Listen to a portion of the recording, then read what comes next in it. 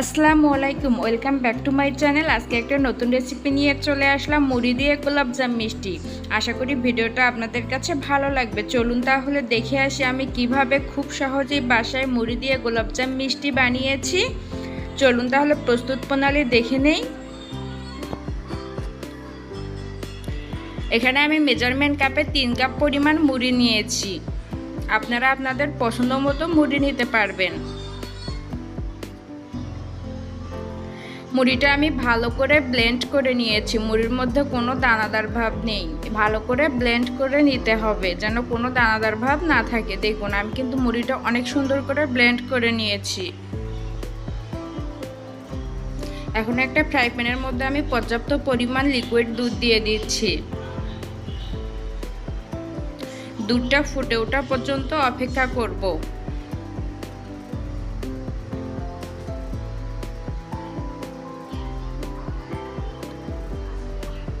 দেখুন আমার কিন্তু দুধটা ফুটে উঠেছে। এখন আমি গুঁড়ো করা মুড়িগুলো দিয়ে দিচ্ছি।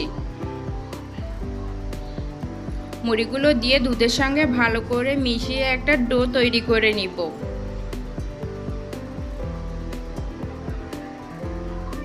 আপনারাও চাইলে কিন্তু খুব সহজেই এভাবে মুড়ি দিয়ে বাসায় গোলাপজাম মিষ্টি বানিয়ে নিতে পারবেন।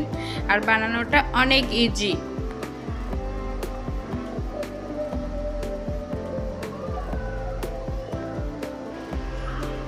দুধের সঙ্গে আমি মুড়িটা ভালো করে মিশিয়ে একটা পারফেক্ট ডো তৈরি করে নিয়েছি। এখন ডোটা আমি ঠান্ডা হওয়ার জন্য রেখে দিয়েছি। এখন আমি ফ্রাই প্যানের মধ্যে মেজারমেন্ট কাপের 1 কাপ পরিমাণ চিনি নিয়েছি। একই মেজারমেন্ট কাপের 1 কাপ পরিমাণ দিয়ে দিচ্ছি পানি। চিনি আর পানি কিন্তু সমান দিতে হবে, তাহলে কিন্তু শিরাটা পারফেক্ট হবে। এটা কিন্তু লক্ষ্য রাখতে হবে। চিনিটা গলা পর্যন্ত আমি অপেক্ষা করব।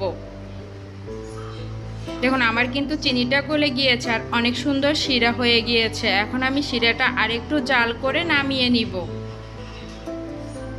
দেখুন আমি কিন্তু শিরাটা দেখাচ্ছি অনেক কাঠালো হয়ে গিয়েছে। দেখুন শিরাটা কিন্তু আমি নামিয়ে নিয়েছি। দেখুন আমি কিন্তু ডোর মধ্যে 2টা 10 টাকার গুঁড়া দুধের প্যাকেট এখানে ব্যবহার করতেছি। গুঁড়া দুধটা দিলে কিন্তু অনেক টেস্টি হয়, এজন্য আমি এখানে গুঁড়া দুধের প্যাকেটটা ব্যবহার করতেছি। আপনারাও চেষ্টা করবেন গুঁড়ার দুধটা ব্যবহার করার জন্য। গুঁড়া দুধটা দিলে কিন্তু মিষ্টিটা অনেক সুন্দর হয়।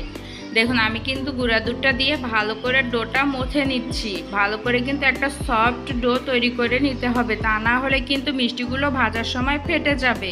এজন্য ভালো করে মথে একটা সফট ডো তৈরি করে নিতে হবে।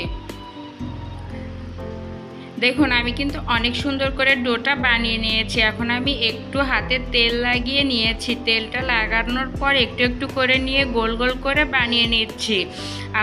আপনারা আপনাদের পছন্দ মতো শেপ দিয়ে বানিয়ে নিতে পারবেন। আমি গোল গোল করেই সবগুলো বানিয়ে নিচ্ছি।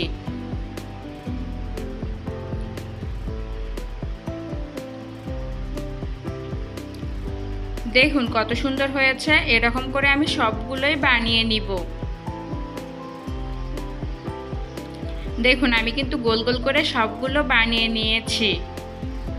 এখন একটা আমি কড়াই দিয়েছি। কড়াইয়ে আমি পর্যাপ্ত পরিমাণ তেল দিচ্ছি। তেলটা আমি হালকা গরম হতেই মিষ্টিগুলো ভেজে নিব। দেখুন আমি কিন্তু তেলটা আমার হালকা গরম হয়েছে। এখন আমি মিষ্টিগুলো দিয়ে ভালো করে ভেজে নিব। আর মিষ্টিগুলো কিন্তু অনেক নরম থাকে, এর জন্য খুব সাবধানে উল্টে পাল্টে লালচে ব্রাউন করে ভেজে নিতে হবে। আমি ভাজার ভিডিওটা ধরতে পারিনি, আমার মনে ছিল না। দেখুন আমি কিন্তু ভাজার পর শিরার মধ্যে দিয়ে 2 ঘন্টা অপেক্ষা করেছিলাম। তারপর দেখুন মিষ্টিগুলো কত সুন্দর হয়েছে।